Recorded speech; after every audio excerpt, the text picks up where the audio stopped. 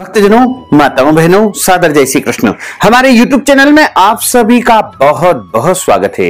मैं हूं आपके साथ आचार्य धर्मेंद्र शास्त्री। सबसे पहले आपको और आपके पूरे परिवार को देव प्रबोधिनी एकादशी, देव उठनी एकादशी की बहुत बहुत शुभकामनाएं और बधाइयां।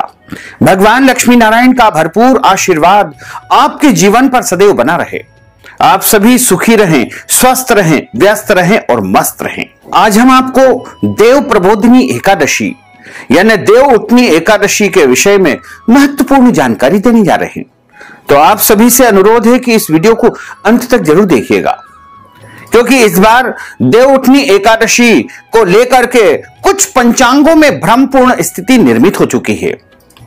कुछ पंचांगों में 14 नवंबर 2021 रविवार के दिन देव उठनी एकादशी बताई गई है।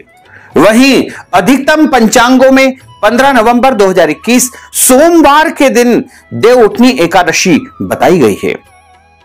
तो यदि हम तिथि के अनुसार गणना करें तो सबसे पहले हम आपको बता दें कि एकादशी तिथि का आरंभ 14 नवंबर 2021 यानी रविवार को सुबह 8:33 से एकादशी तिथि आरंभ हो जाएगी, जो कि 15 नवंबर 2021 को सुबह 8:25 पर एकादशी तिथि समाप्त हो जाएगी। यानी एकादशी तिथि को हमेशा सूर्योदय व्यापिनी ही करना चाहिए। कभी भी दशमी युक्त एकादशी का व्रत नहीं रखना चाहिए। हमेशा सूर्योदय व्यापिनी जो एकादशी होती है और जो एकादशी द्वादशी को स्पर्श करती है यानी वृद्धि तिथि के साथ में एकादशी व्रत का पालन किया जाता है। और दशमी तिथि से युक्त कभी भी एकादशी का व्रत नहीं रखना चाहिए।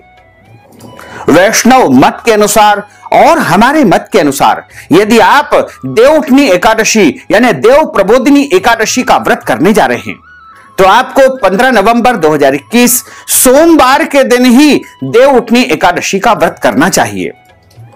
इसी दिन व्रत रख करके अगले दिन इस व्रत का पारणा करना होगा। यानी जो भक्तजन माताएं बहनें एकादशी का व्रत करेंगे वो 16 नवंबर 2021 मंगलवार के दिन सुबह 6:40 से लेकर के 8:40 के बीच में एकादशी व्रत का पारणा कर लेंगे। वैसे तो पूरे वर्ष में 24 एकादशी आती है, लेकिन जिस साल अधिक मास आता है उस वर्ष 26 एकादशी हो जाती है। प्रत्येक माह में 2 बार एकादशी आती है, एक बार कृष्ण पक्ष में तथा एक बार शुक्ल पक्ष में। दोनों ही एकादशियों का भिन्न भिन्न महत्व हमारे धर्म ग्रंथों तथा पुराणों में बताया हुआ है। और कार्तिक माह के जो शुक्ल पक्ष की एकादशी होती है उस दिन 4 माह की चिर निद्रा के पश्चात प्रभु अपनी निद्रा को त्यागते हुए उठ जाते हैं। इसीलिए इसे देव प्रबोधिनी एकादशी के नाम से जाना जाता है। इस दिन भगवान अपनी निद्रा को त्यागते हुए इस पृथ्वी का कार्यभार यानी इस सृष्टि का कार्यभार पुनः संभाल लेते हैं। 4 महीने के विश्राम से जब प्रभु जागते हैं तो इसी दिन तुलसी जी के साथ शालिग्राम भगवान का विवाह संपन्न किया जाता है। तथा देव उठनी एकादशी के दिन दीपावली का भी बड़ा ही महत्वपूर्ण त्योहार धूमधाम के साथ में मनाया जाता है। जिस प्रकार हम दिवाली के दिन पूजन अर्चन करते हैं, उसी प्रकार हमें इस दिन भी पूजन अर्चन करके अपने घरों में रोशनी करना चाहिए और गन्ने का मंडप बना करके और शालिग्राम जी तथा तुलसी माता का विवाह संपन्न करवाना चाहिए। इसी दिन से शुभ और मांगलिक कार्यक्रमों की शुरुआत मानी जाती है। आषाढ़ माह के शुक्ल पक्ष की एकादशी तिथि से यानी देवशयनी एकादशी से प्रभु चिर निद्रा में विश्राम करने के लिए चले जाते हैं, जो कि कार्तिक माह के शुक्ल पक्ष की एकादशी के दिन विश्राम अवस्था से जागते हैं। इसलिए इस एकादशी को हरि प्रबोधिनी एकादशी के नाम से भी जाना जाता है। इस बार हरि प्रबोधिनी एकादशी यानी देव प्रबोधिनी एकादशी, देव उठनी एकादशी का महापर्व 15 नवंबर 2021 सोमवार के दिन ही रहेगा। इसी दिन सभी भक्तजनों को, माताओं बहनों को भगवान का जागरण करते हुए एकादशी का व्रत रखना चाहिए। और एकादशी का जो व्रत रखता है उसको दशमी तिथि से लेकर के द्वादशी तक कुछ नियमों का पालन करना चाहिए। यह व्रत दशमी तिथि से लेकर के द्वादशी तक निरंतर चलता रहता है।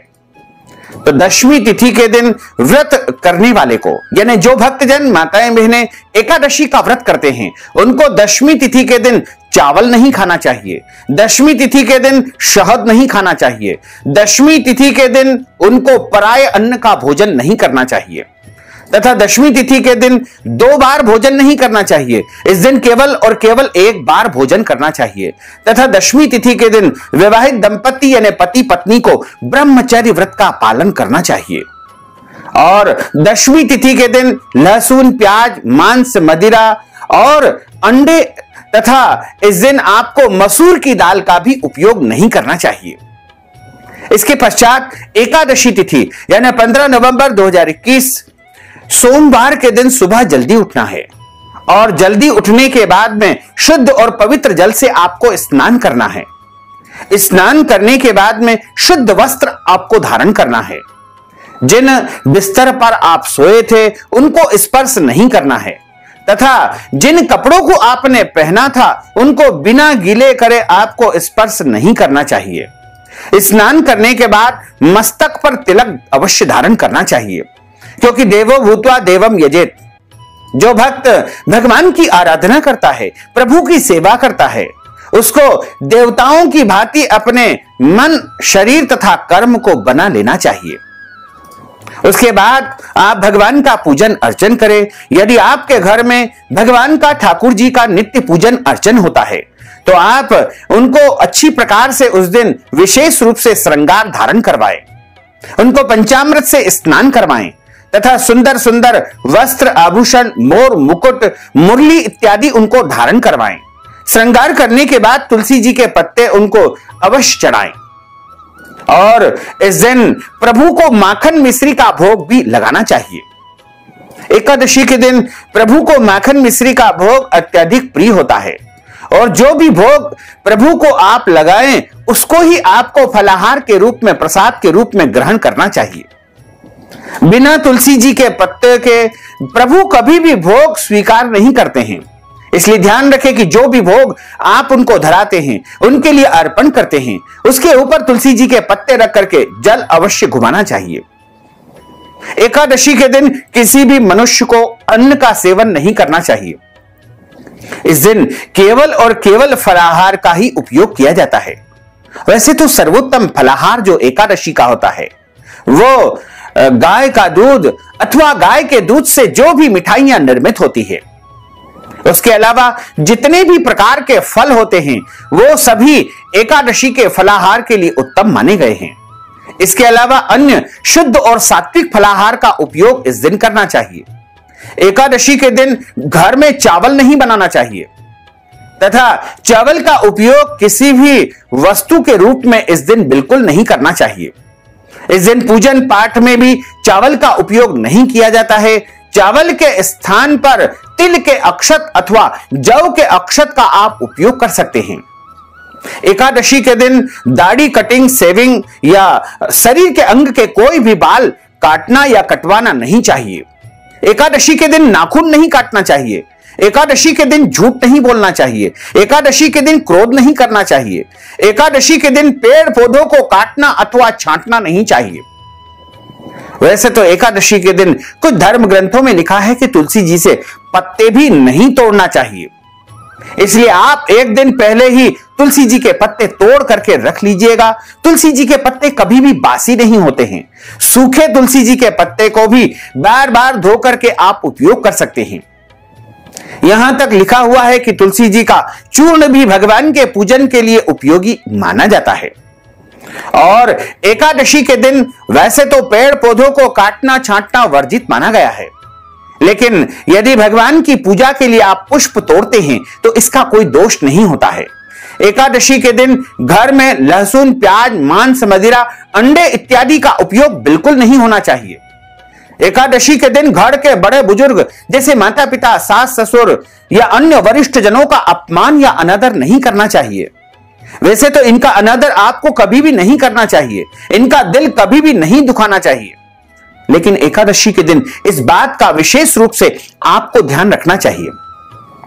एकादशी के दिन साधु संतों की, ब्राह्मणों की, बौद्ध भिक्षुओं की या अन्य पूज्य पुरुषों की बुराई, निंदा अथवा अपमान बिल्कुल नहीं करना चाहिए। एकादशी के दिन देवी देवताओं की भी बुराई आपको नहीं करना चाहिए। एकादशी के दिन पति पत्नी यानी विवाहित दंपति को ब्रह्मचर्य व्रत का पालन अवश्य करना चाहिए।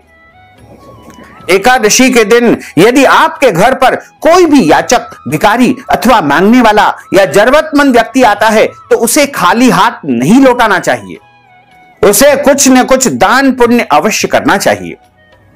साथ ही जो भक्तजन, माताएं बहनें एकादशी का व्रत करते हैं उनको एकादशी यानी 11 की कथा अवश्य सुनना चाहिए, क्योंकि जब तक आप एकादशी की कथा का श्रवण नहीं करेंगे तब तक आपको एकादशी का पुण्य फल नहीं प्राप्त हो पाएगा। साथ ही एकादशी की कथा हमेशा ब्राह्मण के मुख से ही सुनना चाहिए, क्योंकि ब्रह्म वाक्य जनार्दन, ब्राह्मण के मुख से साक्षात नारायण बोलते हैं।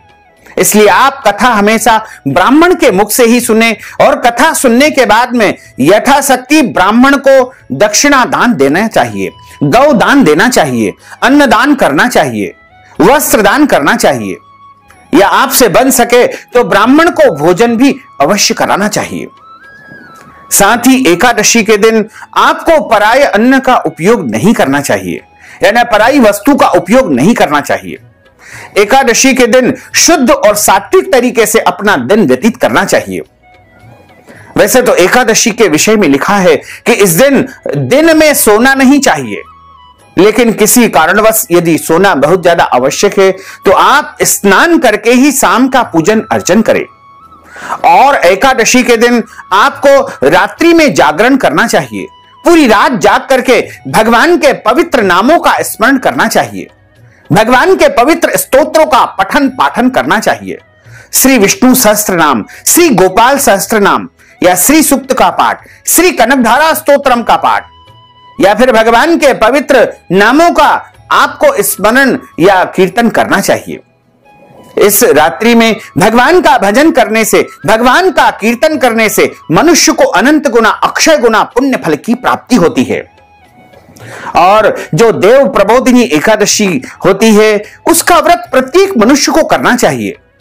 यह वर्ष भर की जो बड़ी बड़ी एकादशी होती है उसमें सबसे बड़ी एकादशी मानी जाती है, क्योंकि इस दिन भगवान 4 माह की निद्रा से जागते हैं। और यदि आप इस दिन व्रत रख के प्रभु का पूजन अर्चन करेंगे, प्रभु को ढोल नगाड़े बैंड बाजों के साथ में उठाएंगे, तो निश्चित मानिएगा कि आपके घर में अष्ट लक्ष्मी का निवास होगा। आपके घर के सारे कष्ट और संकट समाप्त हो जाएंगे। हमारे धर्म ग्रंथों और पुराणों में लिखा हुआ है कि जो मनुष्य देव प्रबोधिनी एकादशी का व्रत करता है उसे हजारों हजार अश्वमेध यज्ञ का फल प्राप्त होता है। जितने भी व्रत करने से, जितने भी दान करने से, जितने भी प्रकार के पुण्य कर्म करने से जो फल मिलता है उससे भी कहीं अधिक गुना फल देव प्रबोधिनी यानी देव उठनी एकादशी का व्रत करने से मनुष्य को प्राप्त हो जाता है। यह व्रत पति पत्नी दोनों मिलकर के कर सकते हैं। यदि आप किसी अन्य परिजन के लिए यानी मृतक परिजन के लिए करना चाहते हैं, किसी दिव्य आत्मा के लिए यदि आप व्रत रखना चाहते हैं तो आप यह व्रत उनके निमित्त भी रख सकते हैं, या फिर आप अपने माता पिता या अन्य किसी भी मृतक व्यक्ति के लिए इस व्रत को रखना चाहते हैं तो आप उनके लिए भी यह व्रत रख करके अगले दिन पारणा के समय हाथ में जल लेकर के उनका नाम तथा गोत्र बोल करके उनको यह व्रत का संपूर्ण पुण्य फल आप प्रदान कर सकते हैं। इसके अलावा यह व्रत सौभाग्यवती माताएं अकेली भी रख सकती है, विधवा महिला या परित्यक्ता महिलाएं भी अकेली भी रख सकती है, कुंवारी कन्याएं भी इस व्रत को रख सकती है। इस व्रत वाले दिन सभी को अच्छे वस्त्र धारण करना चाहिए, सुंदर तिलक धारण करना चाहिए और अच्छे विचारों के साथ में पूरा दिन व्यतीत करना चाहिए। लेकिन ध्यान रखें कि एकादशी के दिन हम गलती से भी कोई पाप न करें, क्योंकि जन्म जन्मांतर के पाप दोषों को नष्ट करने के लिए ही हम देव प्रबोधिनी एकादशी का व्रत कर रहे हैं। ऐसे में यदि हम गलती से कोई भी गलत कर्म करेंगे, पाप कर्म करेंगे, दुष्कर्म करेंगे तो निश्चय ही वह कर्म हमारा पत्थर के समान बन जाएगा। इसलिए ध्यान रखना चाहिए कि कभी भी इस महापर्व यानी एकादशी पर्व के दिन या तीर्थ क्षेत्र में कोई भी गलत कर्म या पाप कर्म बिल्कुल नहीं करना चाहिए। और एकादशी के दिन यदि आपके घर परिवार में जन्म अथवा मृत्यु का सूतक लग जाता है तो ऐसी अवस्था में आप व्रत करें, व्रत के नियमों का भी पालन करें, लेकिन इस दिन आपको भगवान का पूजन अर्चन नहीं करना चाहिए। देव उठनी एकादशी के दिन यदि आपके घर में कोई भी माताएं बहनें मासिक धर्म की अवस्था में आ जाती है तो उनको भी व्रत करना चाहिए, व्रत के नियमों का पालन भी करना चाहिए, लेकिन भगवान का स्पर्श तथा पूजन अर्चन उनको नहीं करना चाहिए।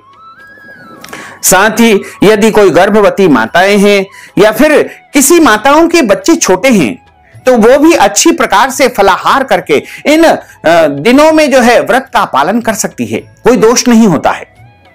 साथ ही यदि आप इस दिन तुलसी जी का तथा भगवान शालिग्राम का विवाह करना चाहते हैं तो आपको 4 गन्ने या 5 गन्ने ला करके उनका मंडप बनाना चाहिए और उस मंडप के नीचे तुलसी जी का चौरा और शालिग्राम जी की मूर्ति स्थापित करनी चाहिए, या बाल गोपाल की या नारायण की मूर्ति भी आप स्थापित कर सकते हैं। तो सबसे पहले उनको जल अर्पित करें, उसके बाद दूध में हल्दी घोल करके भगवान शालिग्राम तथा तुलसी माता को हल्दी चढ़ाना चाहिए। उसके बाद उनको वस्त्र चढ़ाएं, जनेऊ जोड़ा चढ़ाएं और उसके बाद चंदन उनको लगाना चाहिए। कैसर युक्त चंदन लगाने का विशेष विधान है। इसके बाद भगवान को पुष्प चढ़ाएं, तुलसी जी के पत्ते चढ़ाएं, तुलसी जी की मंजरी चढ़ाएं तथा भगवान को सुंदर आभूषण वस्त्र धारण करवाएं, मोर मुकुट धारण करवाएं और तुलसी जी तथा शालिग्राम जी का गठबंधन करें। उसके बाद ब्राह्मणों को बुला करके मंगलाचार करें, या ब्राह्मण नहीं मिलते हैं तो आप भगवान के नामों का स्मरण करते हुए, भगवान के पवित्र स्तोत्रों का स्मरण करते हुए या फिर ओम नमो भगवते वासुदेवाय इस महामंत्र का गान करते हुए उनका विवाह करें। उसके पश्चात प्रभु की आरती उतारे और सभी लोग इस दिन प्रसाद ग्रहण करें। चूंकि इस दिन एकादशी का व्रत होता है इसलिए फलाहारी प्रसाद जैसे दूध की मिठाइयां या फल का ही भोग लगाएं।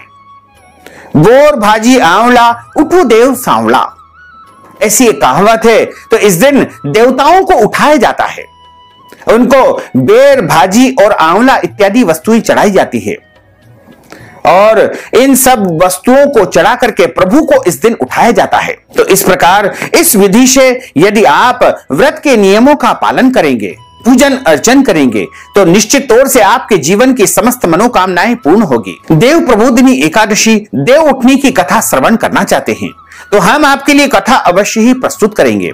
आप उस कथा को जरूर सुनिएगा और अधिक से अधिक लोगों को शेयर भी करिएगा। तो भक्तजनों, माताओं, बहनों, आपसे अनुरोध है कि इस ज्ञानवर्धक वीडियो को अधिक से अधिक लोगों को शेयर करिएगा, लाइक करिएगा, कमेंट करिएगा और यदि अभी तक आपने सब्सक्राइब नहीं किया तो अभी और इसी समय सब्सक्राइब अवश्य कर लीजिए। आपको और आपके पूरे परिवार को सादर जय श्री कृष्ण, सादर धन्यवाद।